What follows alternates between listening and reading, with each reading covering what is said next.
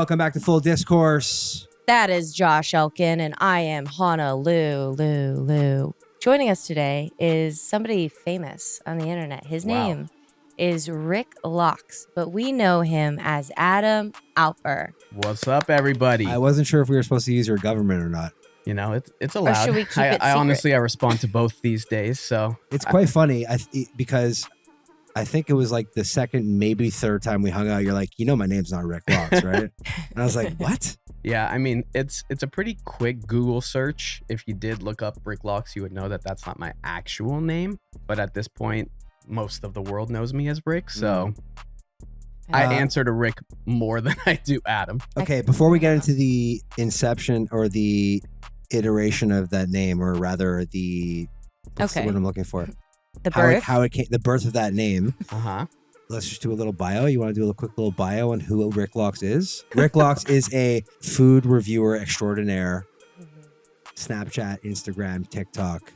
He originally made a clothing line called Calabasas when he lived in Calabasas. Well, there's so many things There's about so Rick many Lox. things about you, and You're you actually kind of a have fascinating guy. Well, thank Bloggers you. Who Brunch. Yep. And we were very curious about that because we still don't know what that's about. I know what it is. Okay. I told you I know what it is. You know what it's about, but I still couldn't wrap my head around it. We'll get into that. Yeah. Mm-hmm. And one of my favorite things about Rick Lox is the Lox level, which is your Yes. rating system. So we'll get into that as well. Yes. And Cool. everybody in his family, their names start with A. And I That love true? that. That is correct. Adam, My Alex, wife, my dog, Aspen, my son, Ari. my last name. Oh, I thought you meant Alper. your like immediate family. My bad. Well, This is my now dad and my brother, not my mom. This Yeah. now is your immediate family, anyways. Yes. I didn't even take that in. Mm-hmm. Wow.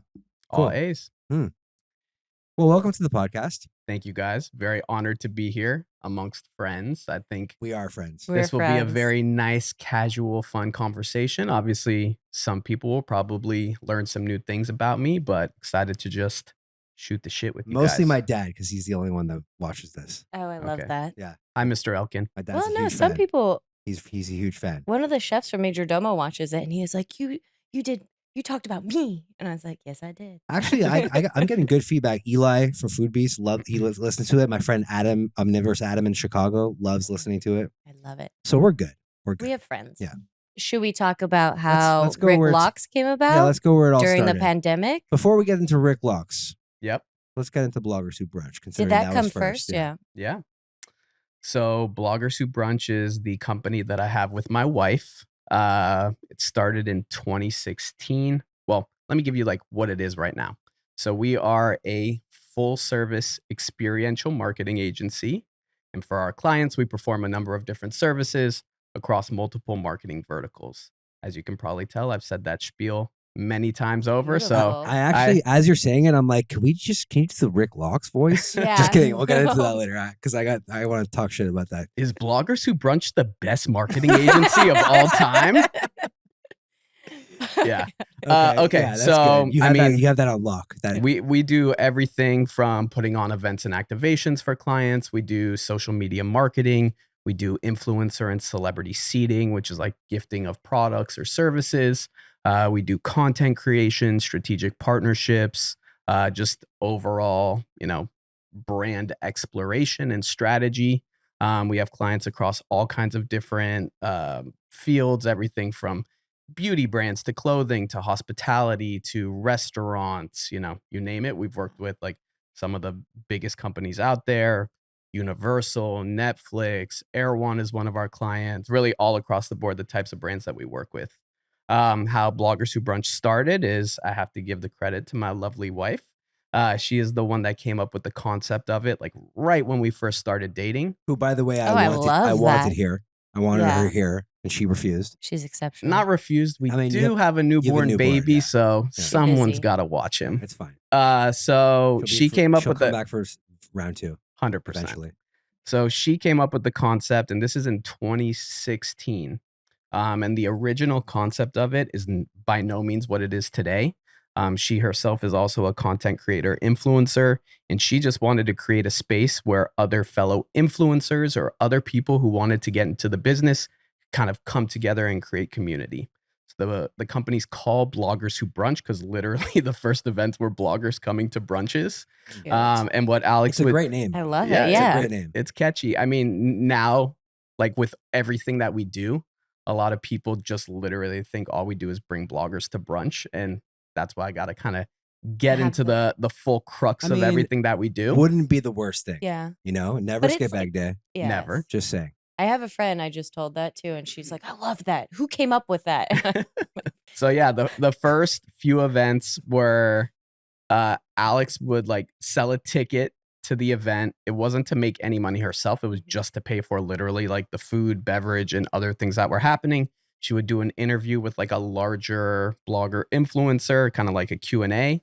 And yeah, there were brunch events. And, you love know, at the time I was working in the music industry while Alex was kind of trying to pursue this. I, of course, helped her in every single event that she was doing. After the first event, we had like a relatively big influencer come who she did the Q&A with, posted on social media. 2016 Instagram was way different than it is today, where, you know, something could get put on the explore page and like really start to blow up. I think they had just started doing stories. Mhm. Probably. I don't There was even no know if they did. There was video, but it wasn't reels. It It was was the like square. full out videos. Yeah. There was Square. Yeah. Oh, Stories. way before Reels. Oh, Yeah. Isn't it crazy to think about the evolution of like our social media platforms right now? It's nuts. Or Like, just we were the just- internet in general. We were just talking about Google Plus. Do you remember that? Kind of. Because no one remembers it because it was a flash in the pan. Google Plus was Google's You know what? attempt at Now- making Facebook. I was just about to say, now that you Oh, bring it yeah, up, yeah, yeah. I think like when I worked in music, I think I remember like signing up for an account, Yeah. but I haven't thought about Google Plus in I was like, in I was 10 years. I was like posting to it, thinking like, okay, I can get some brand deals from Google Plus. yeah. You know, I seriously was. Did it work?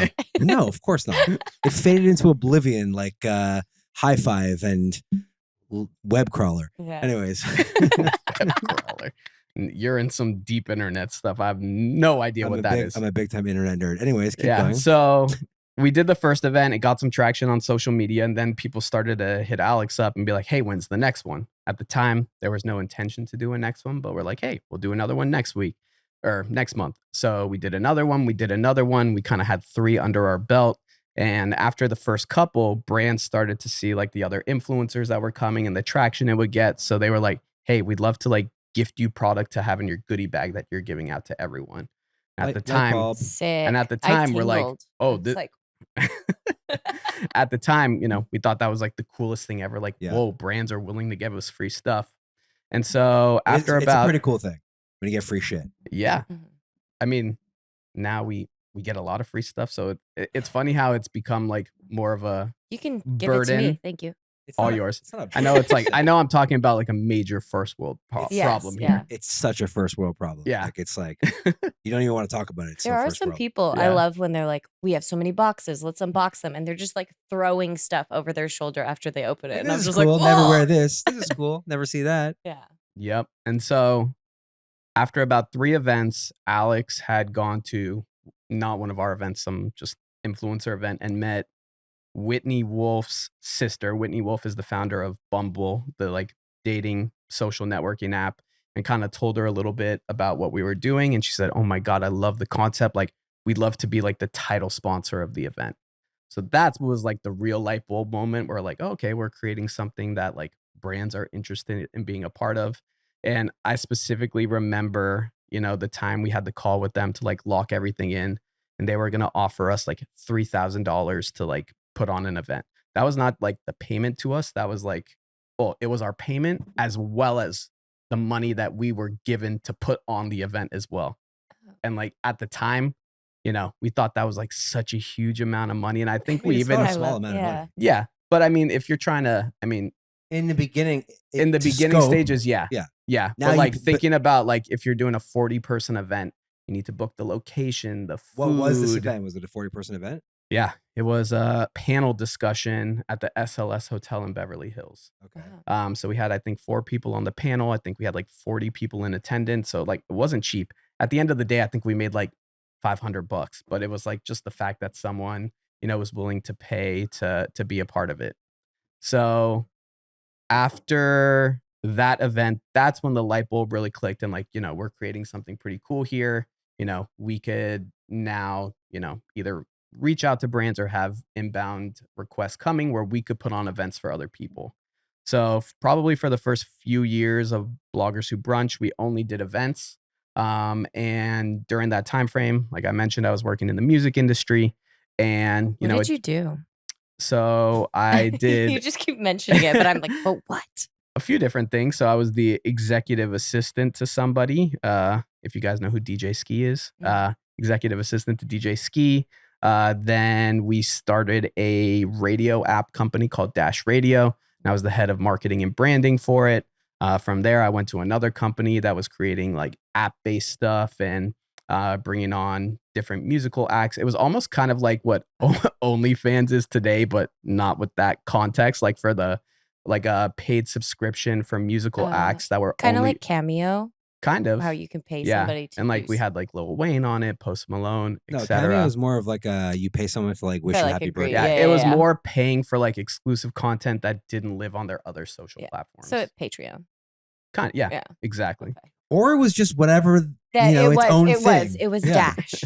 Shush. That one was a different one, but anyway. Okay, just kidding. Do you find that your experience doing that helped you starting Bloggers Who Brunch? 100%. I mean, just like branding, marketing, understanding what companies wanted out of doing the events and other things that we do. Also not being phased, right? Some people get a little intimidated when you're dealing with like a big company like Bumble. I mean, I'm sure Bumble wasn't that big back then. Yeah. Oh no, they were huge back then. Really? In 2016? Yeah, huge. No way.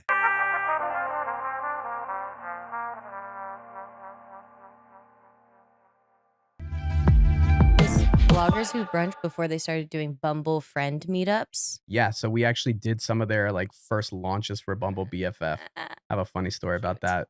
What is it? Yes.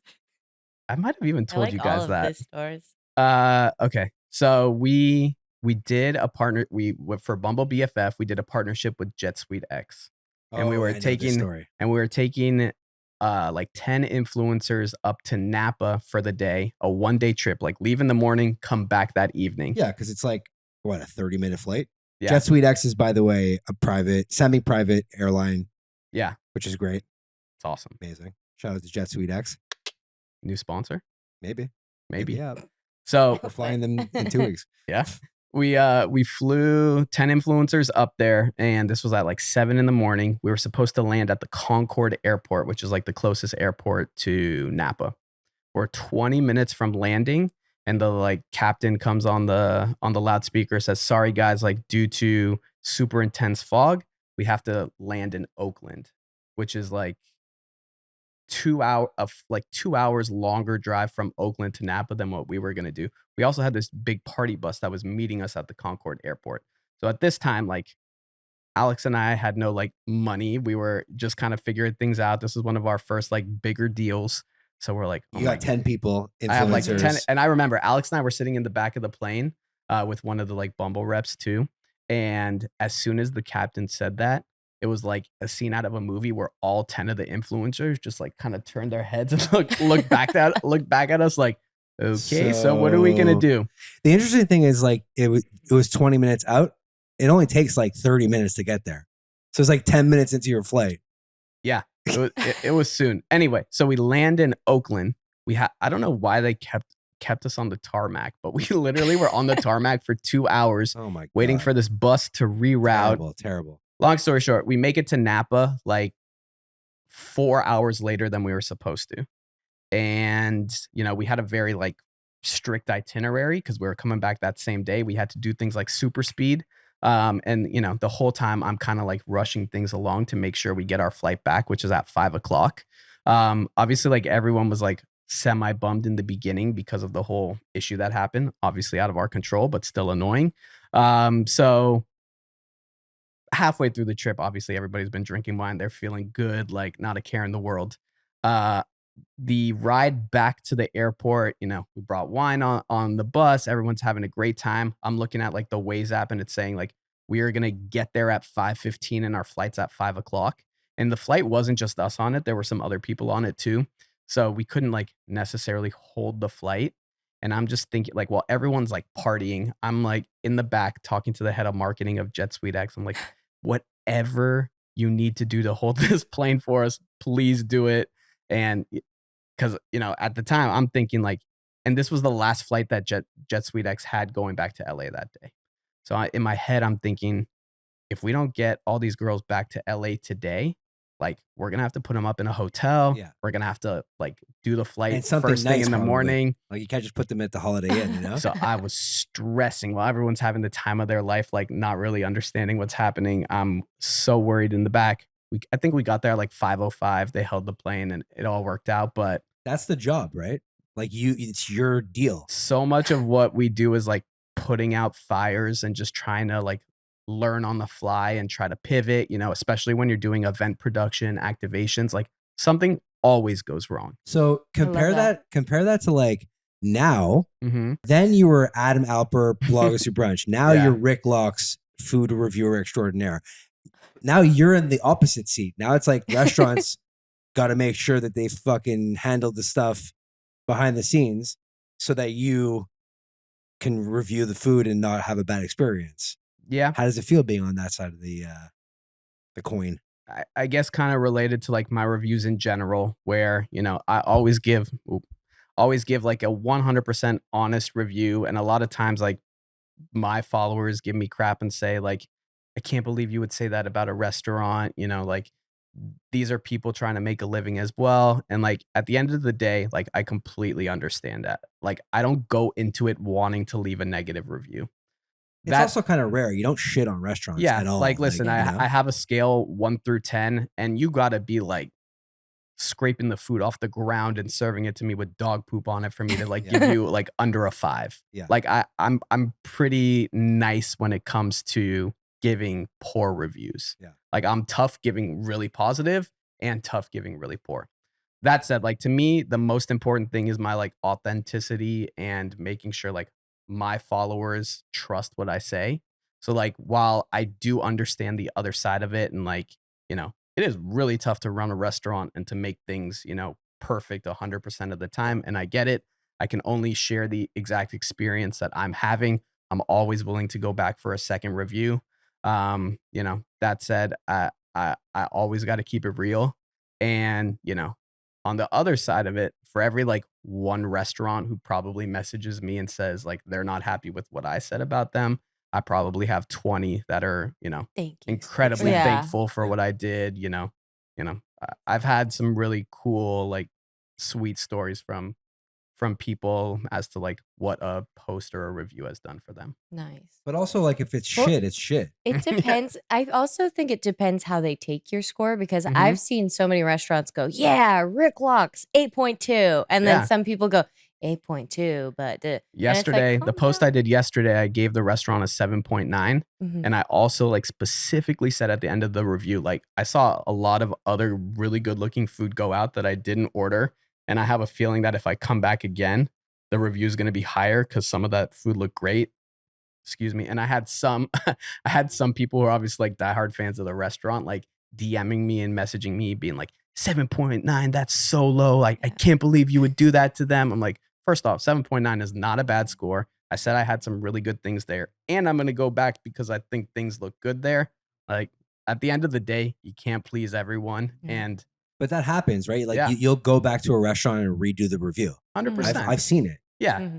I mean, listen, unless they do something like egregious to me, like maybe I'm not coming back, but I'm always down for a second try. Yeah. We went to we did a food crawl our first date, and because we call them dates, we go on dates. Yeah. What was your first date? Snapchat. You're my side guy. Before we met. Okay. We went to Topanga Social in Calabasas, I guess, or like Woodland Hills Park, but close. And it was underwhelming at best. I think the only good thing we had was the katsu sandwich. Yeah. So for those that don't know, Topanga Social is like almost like a big kind of elevated food hall. And they have a lot of restaurants there that have their own like standalone locations. Obviously, like, there's probably different operators for sure. At these smaller kind of food stalls within Topanga Social. And, we had we had food that we had already tasted before at the like actual standalone restaurant. The versions we had there were Less to be desired. significantly worse.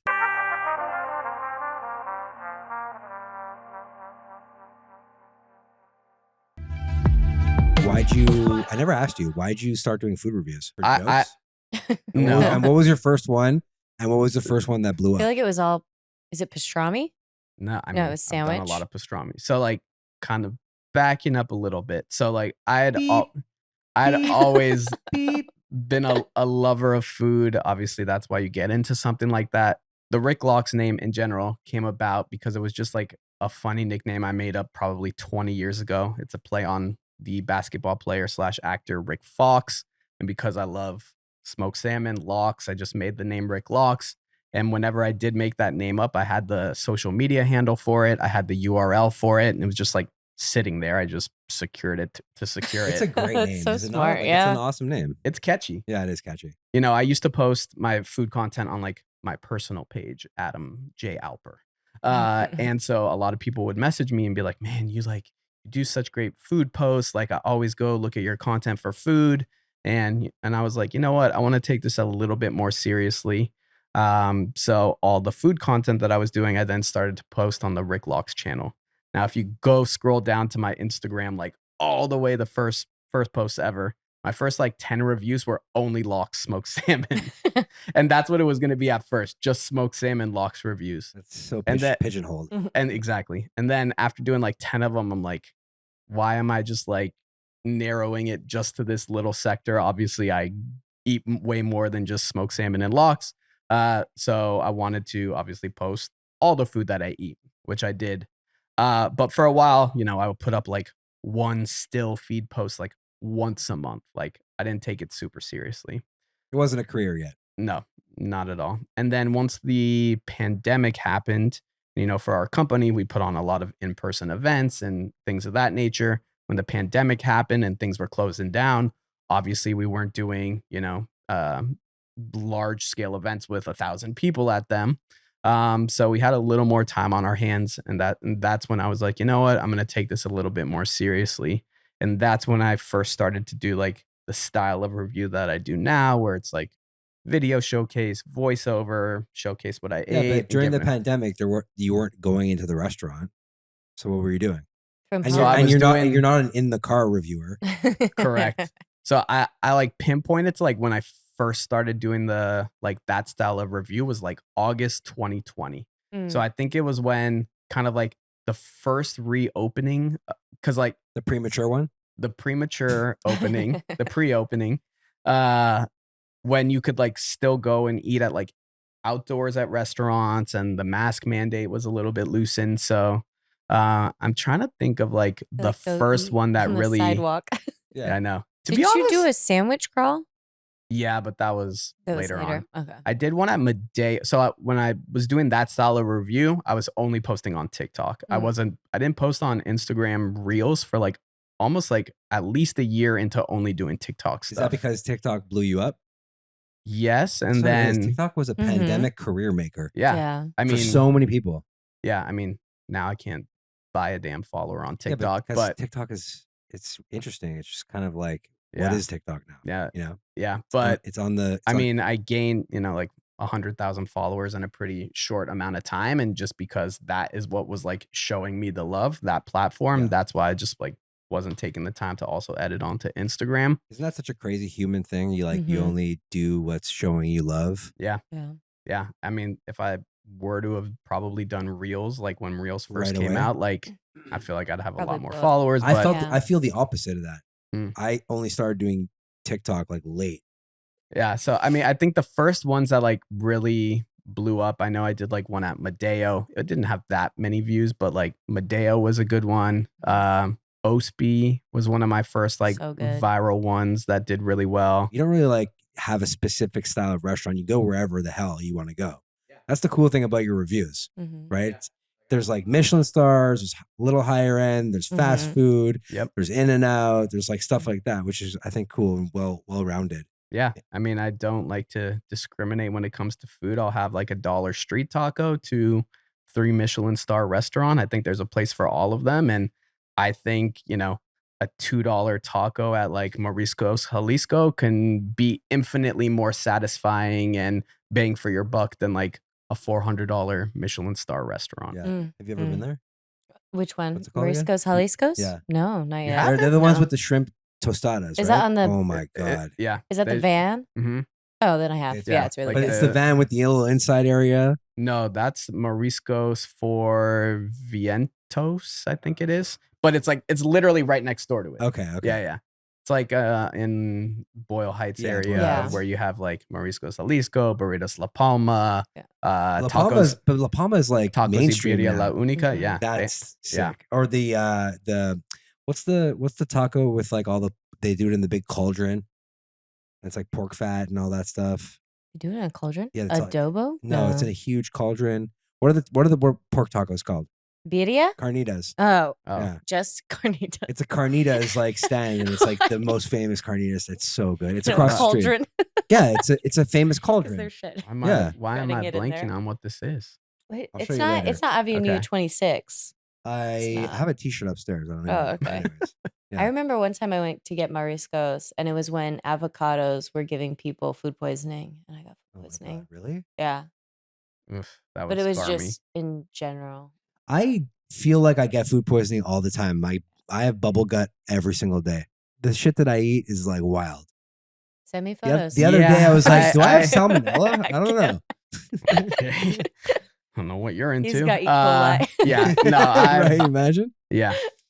It can get to you eating the crap that we eat. Like they just Yeah. had a recall on something, and I was like, oh yeah, this is what got me. There was like a recall on eggs, and I was like, well, I'm fucked. They have that all Yeah. the time for enoki, mushrooms. Oh, for sure. Yeah. Or like lettuce. Oh, There's like a listeria Yeah. breakout or some shit. How's I've never seen your old videos, Yeah. but like Where did you get the voiceover from? Where'd you get the voice from? you have a know. voice. You do have like a Listen, like a Rick Lox voice. I'm not unaware that I have like a radio voice. Like obviously when I'm in person, I'm not speaking like This how is I'm not it, by the way. This is not his radio. Yeah. voice. Yeah. Yeah. Like I understand. And it's actually funny because like sometimes I'll see an old video that I did and I think it's like quote unquote gotten better over time where I'm not as exaggerated or speaking as slow. Like I'm Shibuya. trying now to like talk a little faster and just not be as animated. But sometimes like I'll see a video of mine from like even just like a year ago or 2 years ago and like I myself even cringe. Yeah. Like Dude, I was it's the a same little way. much. This is what happens when you hear yourself over and over again Yeah. and you like do these things. Like I'm the same way. I Yeah. throw it on. But it's funny, like, So since you have a marketing background, do you critique things as you're watching it? oh, absolutely. I mean, everything from commercials I see on TV to like other companies that put on events as well. My wife and I get invited to a lot of events between both of our content things that we do. So like we'll literally, because we know what things cost from also like an event production side of things, we'll walk through a space and be like, oh my God, that step and repeat was $16,000. Or I wonder what the venue fee was here. Like, well, it was like a 10-hour rental. They're probably charging $2,000 per hour. I wonder if they booked a day on the front end and on the back end for load in as well. Oh So my it's like God. we see things from that perspective as I well. love So like, that. we can tell when a brand like really invests into things that they're doing, or they kind of Yeah. take the cheap side of things, but like that side of the brain never turns off. What's the biggest event you've ever put on? Not monetarily wise, like size wise, in terms of like people, the venue, the event, etc. So we did a build out at Stagecoach, like on festival for Liquid IV Was it this so- year, right? 2 years ago. Oh, okay. We've done Erewhon's build out the last 3 That's right. years at Coachella. So at Revolve Festival, at Soho House's event, and at Camp Poosh. But the Liquid IV one, took like 9 months of planning, and we literally built like a liquid IV. We called it like a hydration saloon. So it like had like saloon cowboy vibes for Stagecoach. And I mean, over the course of the weekend, probably like tens of thousands of people came. Wow. So That's cool. That sounds that's on the fun, high too. side. Obviously, anything we do at Coachella is very high trafficked. We also, too, when we first started doing Bloggers Who Brunch, we had a partnership with the Caruso properties. So for anyone who's here in LA, you know, the Grove, the Americana at Brand, Palisades Village. We used to do events that were open to the general public as well. We still do sometimes now. But you know, those first few events that we did, you know, we had up to 1,000 people at them. I also literally just got back from Chicago a few days ago. And we just did an event for our client, Armra Colostrum, where Oh we my did. God, I just got one of those. Bro, Why did I buy it? Is it from you? Oh, you bought It's it. colostrum. I just got like a Yeah. pre-workout thing. it's amazing. It's amazing. So we just did like a food truck. It was the Chicago Marathon. Oh, So we just did a Wow. food truck that was going all around the city for the weekend, you know, handing out free samples. We had a prize wheel. We had, you know, guessing games, photo booth, all this stuff like that. So, I mean, we got So fun. thousands of people visiting the truck as well. So a lot of different things. In the 8 years we've been doing our company and probably put on hundreds of events at this point, like we've done every type of event you can imagine. in comparison to that, what's the biggest? I don't want to say biggest food review. I mean, how What do would you I- mean? Like, What got the most attention? no, like what has been your most anticipated food review that you've ever done? Restaurant Oh, experience, or maybe rather. places you've gone. Yeah. Was it like when you went to Italy this year So- or Yeah, something? Or My- when we my- went for my birthday last year to Providence. Oh That's yeah, a year Providence or was ago. amazing. Mansky for your That's a year ago? birthday. I thought that was even more. Only a year? Providence? Yeah, it was a year ago. That feels Was longer it? than a year. Does it? Yeah. does I mean, feel longer I than think a it year. was a year ago. It but was it feels clearly it's my birthday. Like, you know. I mean, as far as just like views, my biggest video, it actually has the most views on my Instagram and on my TikTok. Same video. Same video. I think I know what it is. What do you think? Is it In and Out? No. It is the Cedric Grolet Opera Bakery in Paris. Wow. Yeah. Not this past Paris, last Paris. Yeah. Yeah. Yeah. I went to it again this past trip, and I mean, it's amazing. Like Cedric Grolet, if you don't know who he is, he's like a baker, but he has multiple shops in Paris and probably, or I know he has one in London. I'm sure other places around the world as well. He's kind of like the Mm. Baker New Age version of Salt Bay.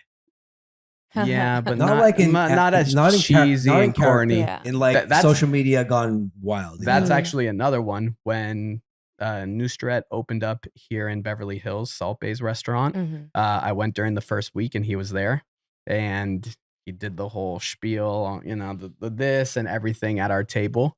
That one got a lot of reviews as well. I mean, there are restaurants that I know going into it, like one, just people are excited to see a review from it, or in the moment, I know I got like a shot that's going to be like an amazing opening shot that people are going to be really intrigued by. So kind of when I'm doing a review, I know if it's going to be a bigger one or not. Mhm. Sometimes things have surprised me, and I don't really have one off the top of my head, but you know, sometimes I do one where I didn't think it was going to like blow up like it did, but you know, it Like a surprises taco me and spot get or like something. millions of views on it. I mean, in my type of content creation, it's the same thing. Like sometimes I'm like, this is gonna be awesome. It does nothing. Sometimes I'm like, this is bullshit. Yeah. It blows up. Oh, the Yeah. pasta hot dog Exactly. still rubs me the wrong way when I see it. I did another one yesterday. I Yesterday. know, It was amazing. No, I saw it. The Speaking How of- good, pesto. how good was the fucking chicken Alfredo hot dog? Oh gosh. It was fucking awesome. What is your favorite recipe you've done to date To date? Mhm. Whoa. ever? I can't even, dude, I can't. I don't even know. You should do one that's like egg on egg on egg on egg. Someone suggested that once. Yeah. I would say maybe one of my favorites is it's a braised beef, French dip pizza. Mm, That was Okay. one of my favorites that's ever. good. Yeah, French dip pizza. Of I'd eat that. course you would. And for the record, just for everyone who doesn't like see Josh's cooking behind the scenes, like yes, he makes some very wild concoctions on social media that you might think like this guy doesn't know what he's doing. He's just Oh, he like does. putting together bullshit. I've been over. He's cooked me food. He knows what he's Yes. doing. So if you Thank want you. him to do the real stuff, he will. But- it's not Yeah. that. It's like, yo, Yeah. there's a million other chefs that are legit that you can go do that. Every time I put something real, people are like, this is not crazy enough. And then every Yeah. time I put something crazy, they're like, diabetes. Yeah, it just goes back to like the you can't please everyone. know. Like Yeah. especially like for me when I do, you know, the cheaper restaurants. Yeah. I have people say like, I follow you because I want to see you go to like the nicest restaurants in Beverly Hills. Or I do that and people are like, you're posting restaurants that are unattainable for 90% of the people out there. It's like I try to do my best to cater and to everyone and please everyone. At But the end of the day, it's like, do what you want to do. Yeah. That's just like, I've been just leaning more into that lately in my life. Yeah. Just doing what I want to fucking do, you know? 100%. I love it.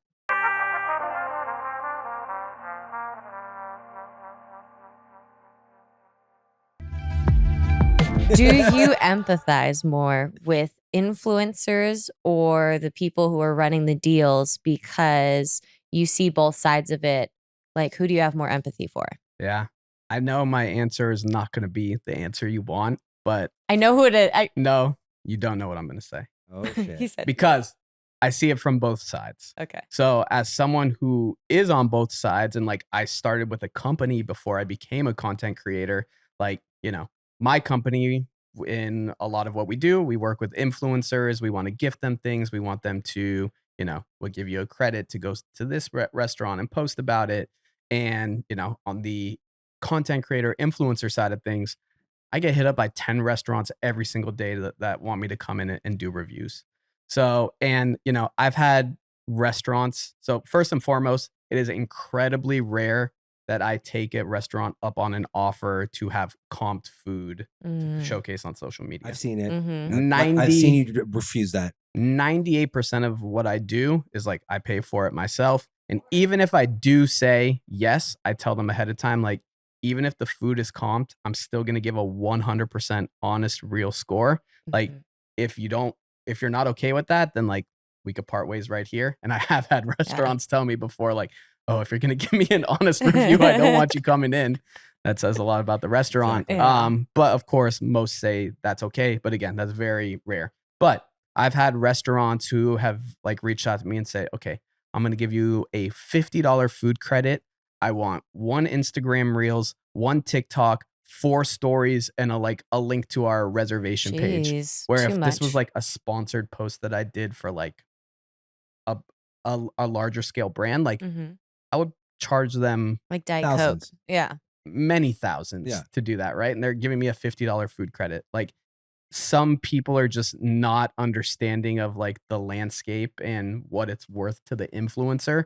And so like from the influencer perspective, I'm like, this company is so dumb, and they're just like doing themselves a disservice even reaching out and like asking for something like that. That said, I see it from the agency company side of things, because like obviously as a company, I want to get the most out of an influencer or someone where my client has to spend the least amount of money. So it's kind of like the same thing that, you know, I deal with as an influencer. So, you know, I see it from both sides. I do think there can be a happy medium. You know, for example, some of the restaurant clients I've had have said like, okay, we'll invite influencers in, but we're only willing to give them like $100 in food credit. Where others are like, you know, this person has 500,000 followers. Like, if I'm going to give them I'll let them buy whatever they want on the menu. They're probably going to rack up a $400 bill. But if 2 people came in because they saw the review, we made up the money right there. So it's like some people get it and some don't. And it's great when you can work with a client that does get it. And it's a little painful when you work with a client that doesn't get it, but they're super hard on their stance. So yes, I see it from both sides. I mean, I guess I would a little bit more sympathize with the influencer than the actual business, because at the end of the day, you know, it takes a lot to put out a review. Like for me, you know, going out to the restaurant, being there, taking the content, coming home, I have to edit the clips. Then I have to like write my little voiceover. Then I do my voiceover. Then I got to put the text and anything else on the video. Then I just started doing it now where I kind of do the text in one app as opposed to doing it individually on both Instagram, TikTok, YouTube, etc. But like, it's baked in. Now it is. It's like I just started doing like the captions in one outside app. I use outside Big View. No. I use Splice and I use CapCut. You edit on your phone? I love Splice. Yeah. That's fucking wild. He does voiceover on his phone. I do my voiceover on my phone. It would be a really great video to see a behind the scenes, because I write the script out. A lot of people are like, do you do the script as you're doing the video? Vlog freestyle? So for my day, I sit at my chair and I type out my little script for my video. No, literally Then I do my vocal me warm-ups. doing my voiceovers for my video is like me in my bed, my computer's out. So I'm like, I write the script on my computer. I have my phone in my hand. I'm recording into my phone. Usually I'm like in my underwear, just like a t-shirt. I'm huddled over like a little gremlin. And it's just like the visual I Over have the right bed. now. I had to So say- if you saw the like behind the scenes of how the actual editing and the process is going down, and it's like, it's me doing my voice. And like, is this the best da-da-da ever? Like, you would, sometimes I'm like, You're like, Does it you're feel like better? Lox level? That's so good. yeah. That's Yeah. amazing. So yes, going I back love to what it. you were saying, I sympathize more with the creator because, it takes a lot to do what we do. But there are some creators, I'm going to Uh-huh. say, that do have people who film for them Mhm. and expedite it, and they just show up, or they ask to Yeah. show up with 20 people. I gotta and want say the whole that's thing a caught. disservice because then you get used to not knowing how to do it, and God forbid something happens. Yeah, like, and then you're you fucked. need it. Yeah, Yeah. because then that person goes on, and you're like, dang, I Yeah. just Yeah. I mean, in the last, I want to say 6 months, I have an assistant who just if you see me, eating on camera, she's the one Holding filming it. me eating and holding it. That said, I do all of my own editing, scripts, voiceover, posting, all that. Didn't That's it. Miguel do that for you? Are you gonna pay Miguel? I'm just kidding. Miguel. Didn't you do a Del Taco one and he threw Oh, it? yeah. He just filmed it. No, it's Jack in the Box. I did a campaign for Jack in the Box, and he filmed it, and it was like a football campaign. Yeah. And you So I was threw like it in the- towards the I was camera. in the parking lot of a Jack in the Box, and I had to take the burger and just throw it like a football. And there were people driving by looking at me like, what the hell is going on right now? Did they ask you to do that? No, it's It was part of your the idea? concept that I came up with, Okay, I love but it. they liked it. I had a concept years and years and years ago where we would buy a fast food burger and see which one flew further. It was so dumb. This is 2011 or something. We should 2013 still or something do it like just for fun. that. It was so stupid. Ironically enough, I learned some things I didn't know about you, which is fun. That's why I Yeah. like doing these things. I like it. Yeah. Thanks for Okay. coming, man. Maybe Appreciate you should just talk to me more on a human level. Instead of dating and not talking. It's just food with you. Yeah. It's just food and Tell the people videos. where they can find you, please. All of my social handles are at Rick Lox, RickLox, Instagram, TikTok, Snapchat. Just started doing YouTube shorts as well. I have some other exciting things coming from on the event side of things, and also putting together all my reviews in one place so everybody can find with a quick search. I know that's something people have been looking for a long time. It's in the works, and who knows, maybe I start one of these little That'd be fun. talking shows. That'd be Do you fun. need a host? Just kidding. Me. She's talking about me. Nah, Yeah, that's it. You pay way better than I would. Thanks for watching. Remember to hit subscribe, leave a comment, nice or not nice. We have thick skin. Yes. Thank God. Yeah. You Peace. grew it. Bye. Full Discourse is a podcast hosted by me, Josh Elkin, produced by Diane Kang, Melissa D. Montz, and Diamond M Print Productions. Camera operator Jeff Liu, post-production sound by Coco Lawrence, production assistance by Melanie D. Watson, and music by me.